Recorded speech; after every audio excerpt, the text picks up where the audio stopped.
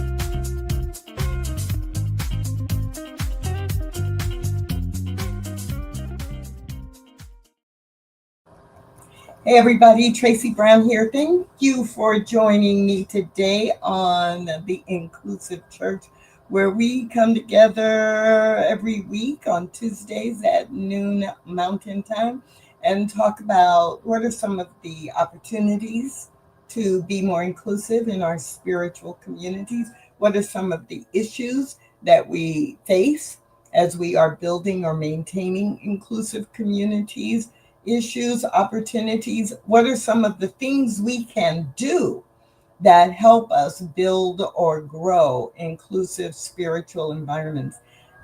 Just in case this is your first time seeing Inclusive Church, I'm the author of a book, Stained Glass Spirit, and I'm looking because I usually have one right near me.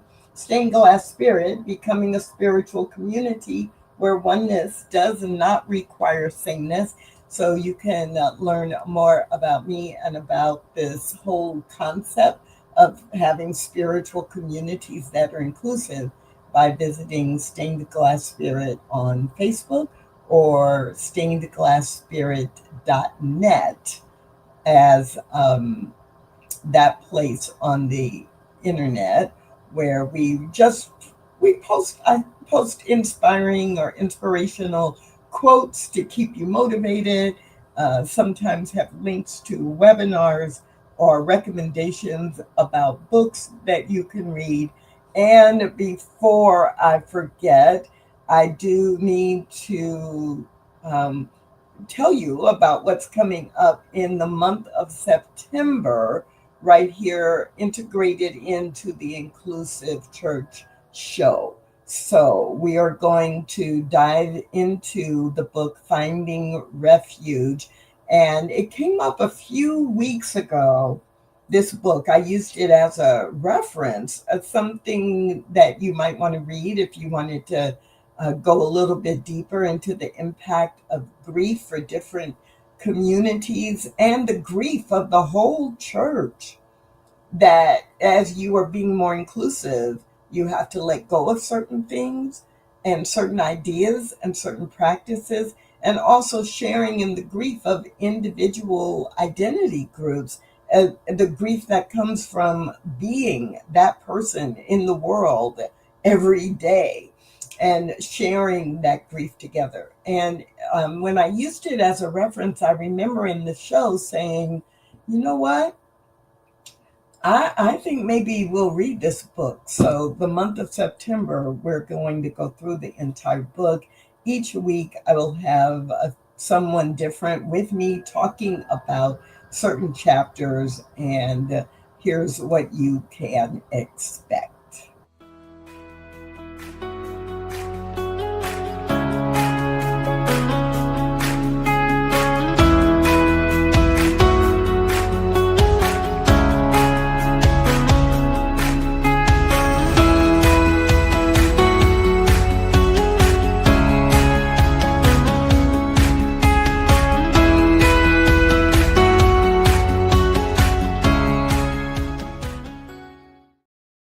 So that's what we're doing in September.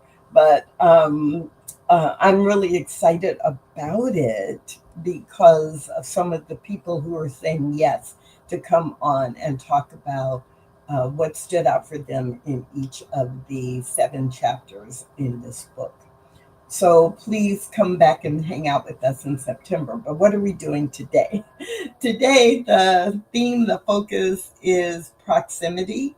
And we're going to take the next 30 minutes or so to talk about this whole idea of proximity. And it's really interesting to me that even today in 2025, how often people will say they understand another group's experience, another person's experience, but another group's experience because they have a neighbor, right? Or because they have a friend who is a member of that identity group, right? Like, I have a friend I work with, and they're a lesbian, and so I get it. I understand what lesbians go through, and you go, really? Or you should go, really? Because you know someone and you see them several times a week at work, you understand their experience. Or recently, I was talking to someone, and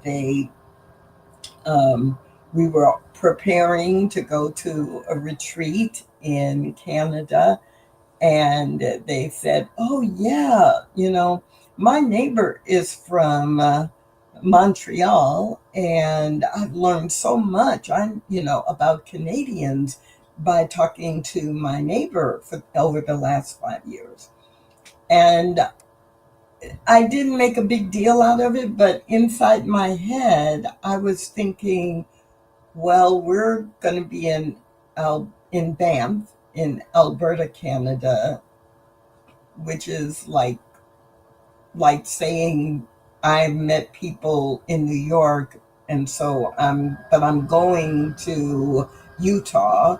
I mean, like, distance wise, that their experience might be really different. And yeah, so proximity to someone, to an individual, or even proximity to a small group of people who are in any given category, does not necessarily prepare you to engage with other people in that identity group. So I think in this conversation, we're of course framing it in the idea that within your church, within your spiritual community, there are people who have many different identities that they are part of. If you have a church where you are talking about inclusion, how do you not confuse proximity because you have 20 members who are Black, to assuming that you know and understand what their experience is as a Black person? So that's kind of what we're going to be talking about. And that would be true, again, with any identity group. Oh, yeah, about 10% of our population are people who are in the LGBTQ community, and they're out. We know that they are members of the LGBTQ community. And so, yeah, we've got that covered, right? Or I'm really comfortable with, others. And we've made them feel really welcome in our community. Even that line, we've made them feel really welcome in our community, like we've welcomed them in to be with us, means that there is still some separation, and you don't think of them as a part of the community, and the community has not made any changes because of, right, that we are all a part of this community, and here is what we do. Even that languaging of, oh yeah, we welcome them, that group, whether it's LGBTQ or whether it's young people or whether it's Asian people, whether it's people with disabilities, if you're still talking about it from the perspective of we are welcoming to them, or we are what they have been welcomed and now they are a part of us, there's still that separation. So let's back up just a little bit and make sure that we're on the same page with proximity and even what it means, right? So proximity, the word, let's talk about the definition of it. So proximity, if you just look for definition, and I love this graphic because it's like, they're kind of little groups of people and they're individuals that are kind of stand out, and they're all linked together, and some of them are closer to each other than others. So there is an element of spatial and temporal nearness, just physically close in space and time. Like we are neighbors, we live next door to each other. We're in the same big community, but we're closer as neighbors. My next door neighbor, right, is physically close. Or in the workplace, the 6 people who are in my department, we see each other every day, and we, talk to each other. Maybe we go to lunch on a regular basis. And so we have more spatial and temporal nearness than I have with the person who works in the accounting department 1 floor down that I see, twice a month. Second key thing to think about with proximity is impact on communication. So there are certain people who I talk to all the time, whether I'm in physical proximity with them or not.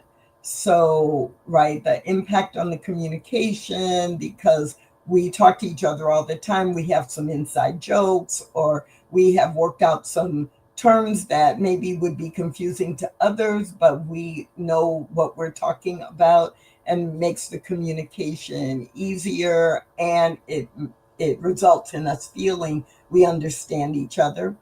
Proximity can also show up in terms of the role in design organization, like the groups we have. So in our church, for example, within the church, we may have, a group that's hospitality or ushers or greeters, and that group has a lot of proximity with each other. And then we have a women's circle or a women's group, and the women in that group get to know each other really well. And we have a board of directors or a leadership council, and that board of directors is kind of, by the design of our organization, they have more or greater proximity to each other.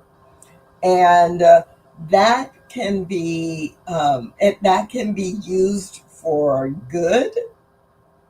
That can be used for good, to create a closeness, to make communication easier. That's one way that proximity can work well. But that same proximity, by being together a lot because we work in the same department, or we have the structure in the church that has these different people working together, it also can have a negative impact, that proximity can create a clique, or that proximity can result in people who share something in common being together all the time and relying on that and not truly engaging with people who are not a part of that group.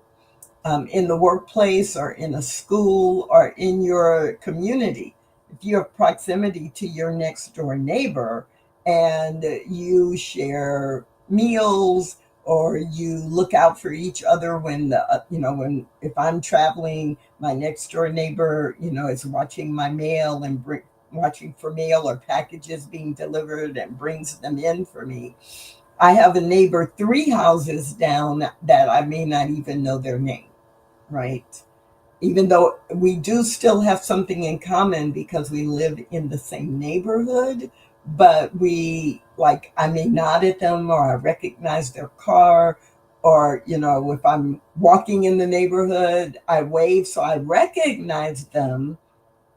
And we do have some proximity because we share some things in common, but I don't know them like I know my next door neighbor. So in that case, me and my next door neighbor, we look out for each other, but maybe not so much with someone 4 or 5 houses down the street. So proximity alone does not always, and actually, I'm going to say it this way. Proximity alone does not usually result in expertise about not just an individual, but a certain group. Right. And so if we're in an inclusive environment, it's really important in our churches, in our spiritual communities, that we, yes, create some intentional proximity or affinity, get people together who have some common background.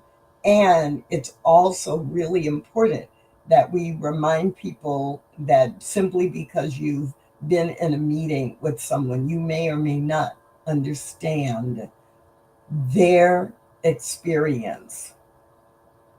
An example comes to mind for me for someone who I was having a conversation with, and this was a few years ago. But it really stood out to me because they were a man of color and they were participating in their church's regular gathering of men, and the majority of the men were white men. And the group itself was very welcoming to this man of color, and he did consider himself a member of the group. But the conversation we were having was he was sharing with me how, in so many ways, he was welcomed, but they didn't really want to know what his experience was as a man of color. He was welcome, and he was welcomed warmly as long as the conversation that he contributed affirmed what they already knew and or didn't make them uncomfortable.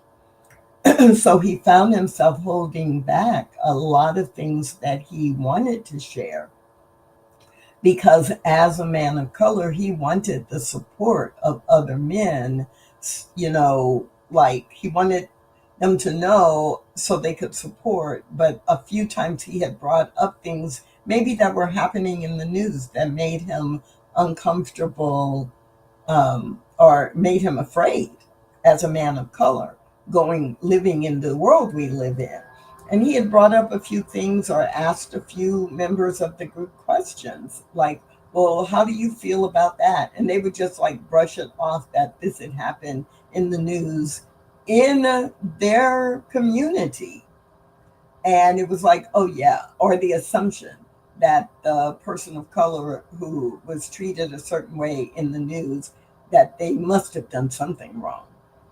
And so it's like, oh, there was a lot of proximity. And the majority of white men in that group probably felt they were very welcoming and they understood and knew a lot about what it means to be Black because they, for a couple of years had been meeting once a month with this Black guy in their group or this person of color in their group.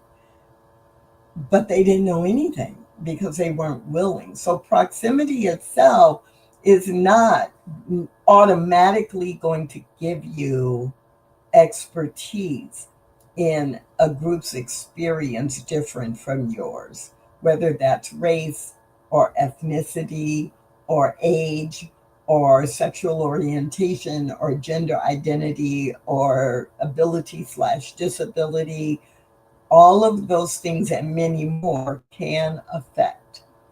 So, proximity versus true experience or true expertise, you want to actually understand the difference. So, being near a situation or a subject or a group of people does not mean that you truly understand what they go through. True expertise and true compassion requires effort. So that means you're going to ask different questions. You're going to invite conversations about things that may be a little uncomfortable. You're going to be open to hearing about something really very different than your own personal experience. And the dangers of assumptions based on proximity, it's like if you think you have insights just because you have been near someone or been around someone from an identity group, which also, let me remind you, right, an identity group means if you know 10 people, that doesn't, those 10 people's experience that may or may not match the norms for the entire group.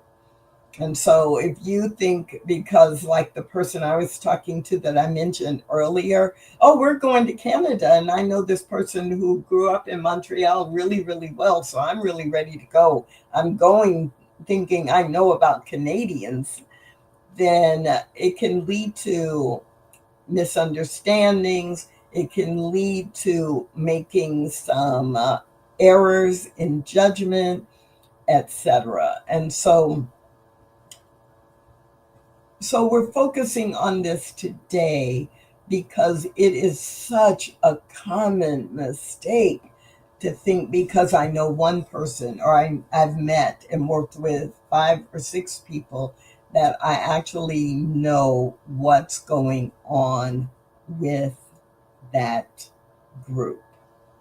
So, what can you do to encourage true understanding in your inclusive church? That's really the question. Not what's wrong, but what can you do about it? So, I think the first part is really you want to look at and think about yourself. So let's just start with the individual response or the individual inoculation, like preparation, so that you can begin to notice in yourself when you may be mistaking proximity for true knowledge or understanding. So, one of the questions that you can ask yourself, and especially if you're a leader in a ministry or a ministry team, how much has this person who's different from the majority, how much have we required them to accommodate us, to make us comfortable, like to just fit in with who I am or what we've already been doing? Like how much, when thinking about when they joined the church or when they joined your team, how much did you really learn about what was comfortable for them or ideas that they had? And truly, if it's a team that's been functioning for a while, you're not going to change everything every time one new person comes along. But I like to think about, like, if it's a team or a group that meets more than once a month or that serves the church more than once a month, then I like to say after 90 days, right? After 12 or 13 weeks, after 3 months, that have I reached out to this person to say, hey, how is this working for you? Hey, do you have any ideas that of things you've experienced in the past that would help us be even better than we already are? Right? I may not want to do that in the first month because they're just learning what this team is doing. or they are new to our church and they're checking us out. But by 90 days, by 3 months, I want to find out, because if they're like, oh, well, I noticed that many of the members of our team hug everybody that comes in. And it just, strikes me as some people aren't going to be comfortable with a hug. Like, in some cultures, men don't hug women that are not in their family, or a handshake could be really uncomfortable. And we should know that and kind of be aware of that. Oh, yeah, wow. We're just so used to hugging everybody that I didn't think about that, right? I want to get their input. Otherwise, they're just adapting. Now, they may be hugging everybody too because that's the norm, but maybe they aren't comfortable doing that. Or maybe they're the one person who's not hugging and nobody's noticed and asked, hey, what's up with that? Anything I should know? Another piece that you can do to that you can personally do, and ideally you must do if you're a leader, but if you're just a member of a team, to actually stop and ask, have a conversation about, when we're here, it's such a cool place, and we support each other. And I'm wondering how that is for you. I'm wondering how it is for you. And that might be internally in the church experience, or it might be in the world. This is actually really an important question if there's been something in the news, or if it is a cultural month and that relates to someone who's on your team or a member of your church. So I remember the first time that I asked someone who was a member of my spiritual community, and it was Hispanic Heritage Month, right? Mid-September to mid-October, Hispanic Heritage Month.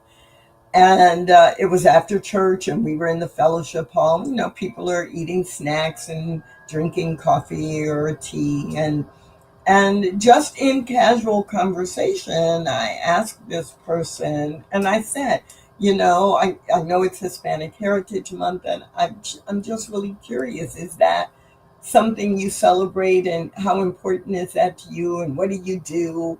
If you do celebrate it, what do you do that's important? And we had a conversation, like a 10-minute conversation, and they were sharing, and I learned something new in general, and I also learned something new about that person. And at the end of about 10 minutes, they said, Tracy, I just want to say to you, no one has ever asked me about my Mexican heritage and what it means to me. No one at this church has ever asked me.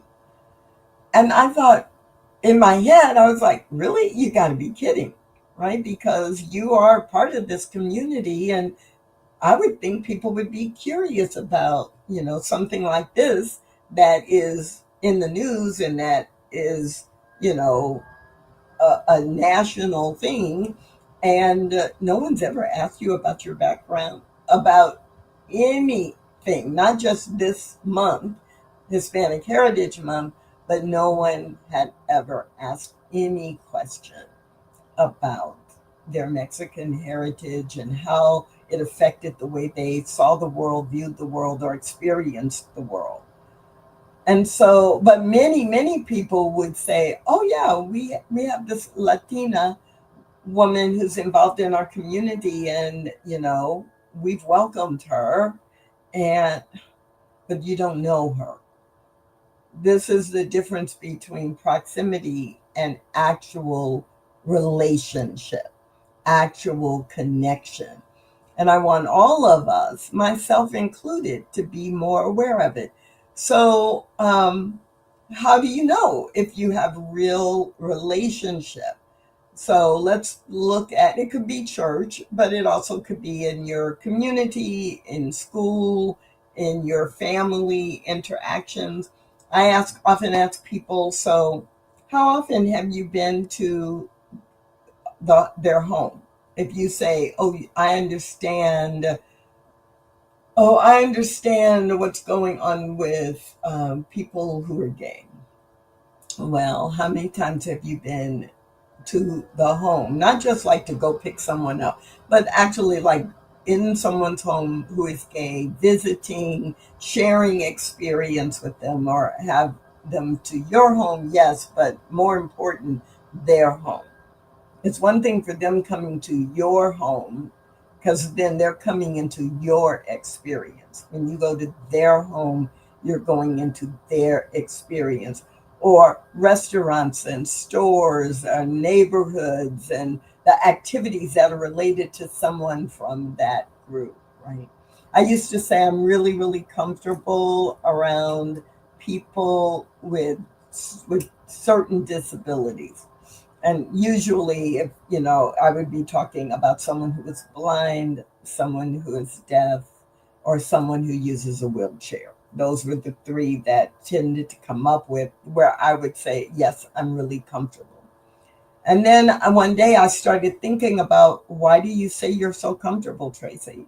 And I would be like, oh, because I've had direct experience and professional experience engaging with and working with someone who is blind, who was a recruiter at the time, and I was working in HR, and there were certain job fairs and things that we had gone to, and I learned about this person interacting, ways that they could interact with other people in this environment that's wide open to the public. And I realized, it wasn't, I did have comfort, and I had more comfort than most. And I actually had more understanding than most. And I really realized that until I met that person again, maybe 10 or 15 years later, because they happened to be related through marriage to a really good friend of mine, and I didn't know that. And I went to hang out with the family, my friend's family, and got to see this person in a whole nother environment. We had a whole nother conversation that set off a series of conversations about what it's like to navigate this world as a person who is blind. So I knew a lot more than most in a professional setting, but I still couldn't claim that proximity helped me understand kind of the daily life and challenges of this person. So, yeah, when have you been to the home of someone, or really a lot of people who fit in that identity group? When have you gone to restaurants and stores and neighborhood activities that reflect their cultural comfort or their cultural expression? I've gone to the movies with a lot of people, but there have been times where there are certain movies that I want to go to a theater in a community that is adjacent to or near a Black community, because for that particular film, I want to hear people talking back to the screen.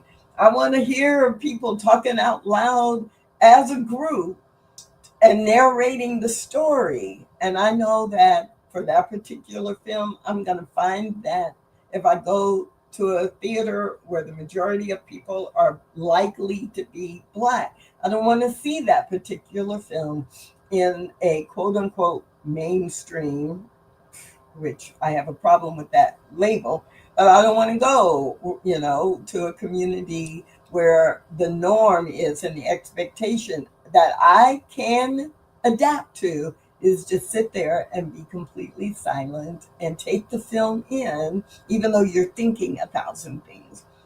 But I only know that because I know the cultural norm. And there are times when that's what I want to follow.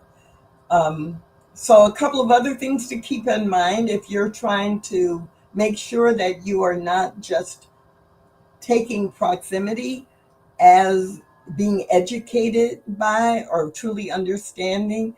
Like, okay, so you have a friend who is of Asian descent, and let's say that their family culture is Japanese. Now they have been in the U.S.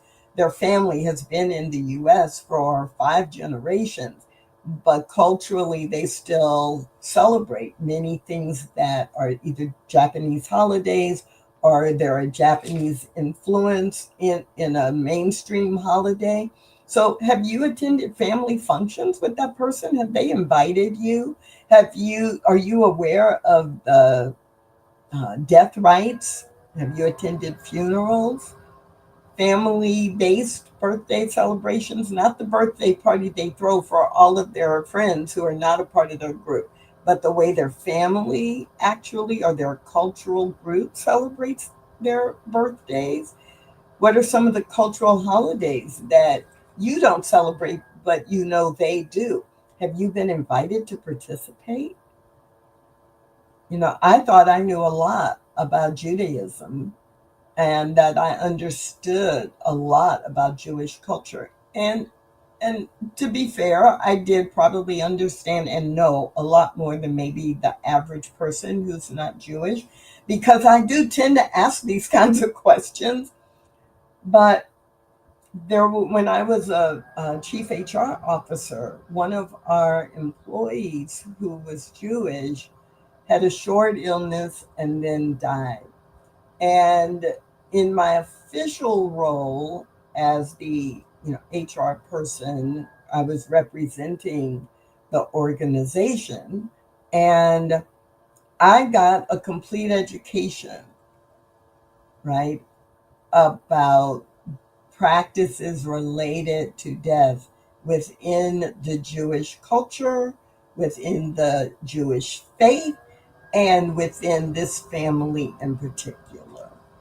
That, I was in my 30s and I didn't know what I didn't know. And now I know that, but it was like, oh, I probably never would know this except I needed to know it to be effective, and because I had enough of a relationship from proximity with this employee, and her family knew me, and that they educated me even as they went through the grief process and the mourning process. So when are you doing that, and how are you doing that in your own community, in your own church? It's information or awareness you have, plus the emotional and cultural elements that all come together, not just physical proximity over time. And the other thing, or the last thing I'll highlight that I often ask people when they're trying to convince me that, oh yeah, no, I know about people from, certain XYZ identity group. Oh yeah, no, I really understand. I really understand what someone who's transgender is going through. Or I really am clear that this is what somebody black is talking about, and whatever the example is, I'll ask them, okay, so can you tell me 5 cultural taboos related to that particular group? Can you tell me 5 cultural taboos that relate to people who are Muslim, right? In the Islamic tradition, what are 5 cultural taboos? In the ways that if you are Muslim, that you behave, what you do, or what are their taboos against? Oh, you feel like you really are because you've been around your teammates at work who come from different Asian backgrounds, Asian descent, cultural groups. Tell me, okay, they don't have to all be from one group, but give me 5 cultural taboos that affect them and that you know about and you know to avoid. And sometimes people like, yeah, this and this and this and this. And I'm like, okay.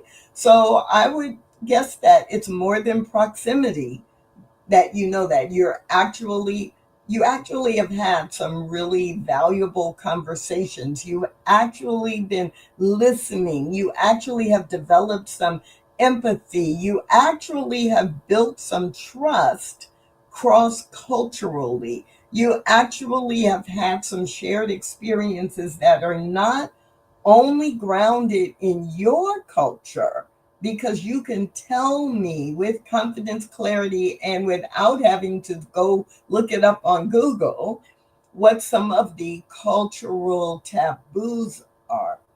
And so that's what you want to keep in mind when you are thinking you know about a group different from your own, right? Have you been the model for active listening and building empathy? Have you built trust with someone who is in an identity group different for your own because you have had open and honest communication?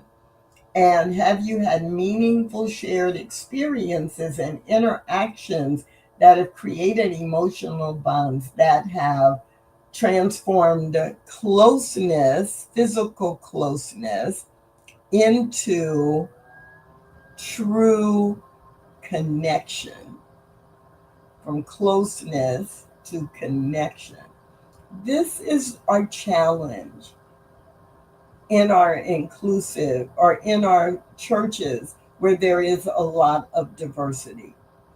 Are we doing more than simply having a lot of people who are different from one another in the same room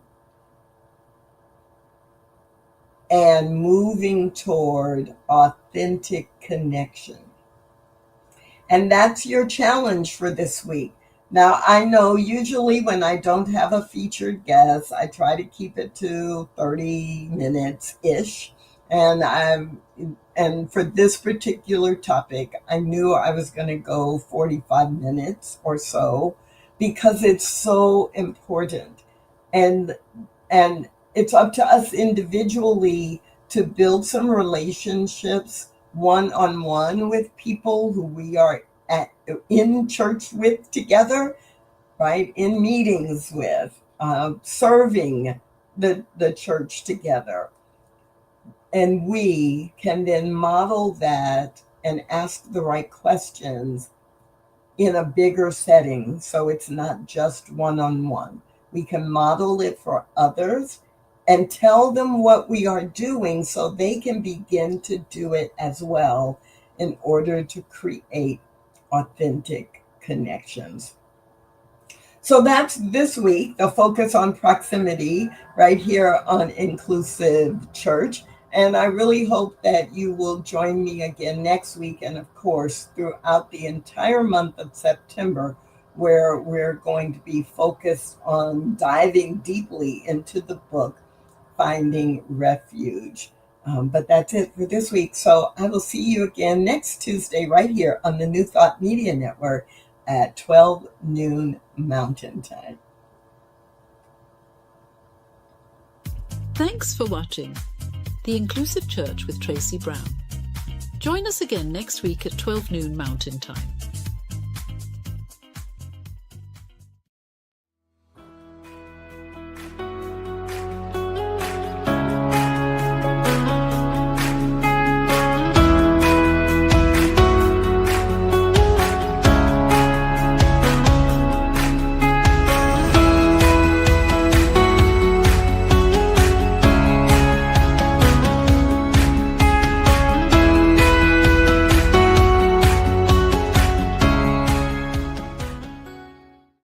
On behalf of everyone at New Thought Media Network, thank you for being a member of our virtual family. Your financial contributions help share the New Thought message with people from around the world. Please visit and contribute at www.ntmedia.org/donate. New Thought Media Network. Come be you. And please like, share, and subscribe. Until next time, peace and blessings.